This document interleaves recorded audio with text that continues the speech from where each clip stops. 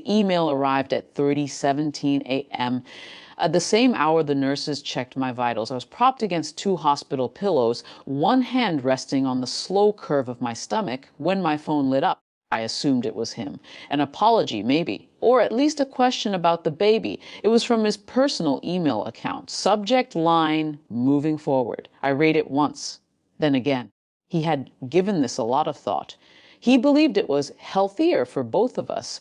He'd already filed the paperwork. He'd transferred the remaining funds from our joint account because he needed stability. He would arrange to collect his belongings from the house, though technically he wrote he was already staying there with someone else. The nurse came in while I was still staring at the screen. She asked if I was in pain. I told her no, I wasn't in pain. Not the kind she could chart. I typed one word back. Understood, that was all, he replied within minutes. Paragraphs this time, defensive, preemptive, explaining what I had not accused him of, justifying things I hadn't questioned. I didn't respond again. Silence is unbearable for people who expect collapse. The next morning, while a specialist discussed blood pressure risks and bed rest timelines, I asked for Wi-Fi. When the room was quiet again, I opened the banking app. 0. I expected anger. What came instead was focus. Years ago, during refinancing, he'd insisted the house be placed solely in my name for better rates.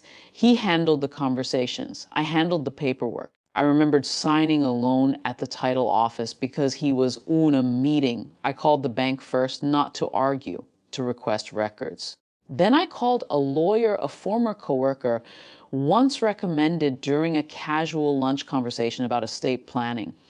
I had saved her contact, thinking I might need it someday for something ordinary. This did not feel ordinary. I explained everything without crying. The email, the emptied account, the pregnancy, the house. There was a long pause on the other end. Then forward me the email. And don't reply to him again. In the weeks that followed, while I remained hospitalized longer than expected, paperwork moved quietly. Motions were filed, accounts traced, documentation gathered. He texted occasionally, sometimes irritated, sometimes strangely casual.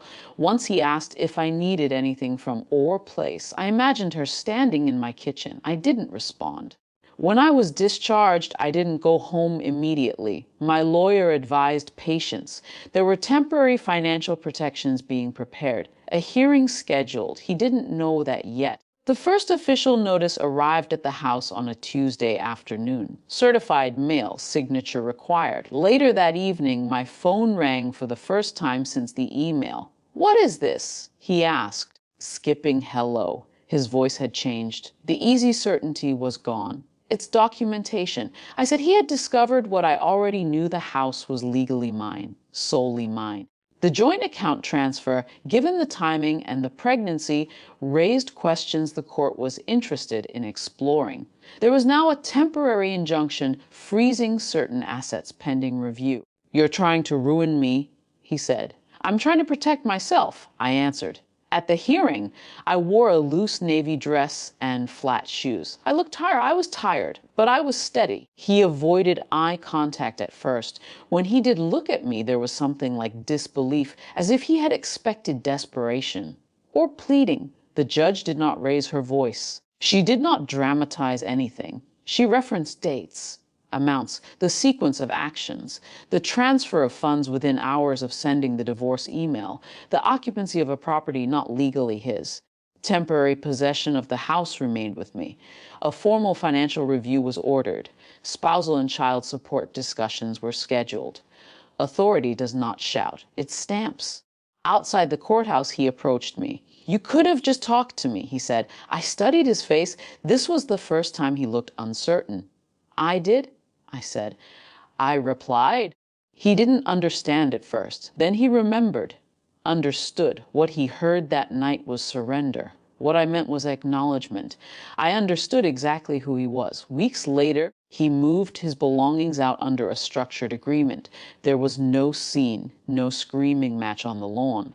Just a moving truck and two men carrying boxes past the hydrangeas I planted. The house felt unfamiliar, At first, quieter, larger, not triumphant, just reclaimed. Sometimes I still think about that hospital room, the fluorescent lighting, the hum of machines. The moment my life divided into before and after, I didn't win in the way people imagine winning.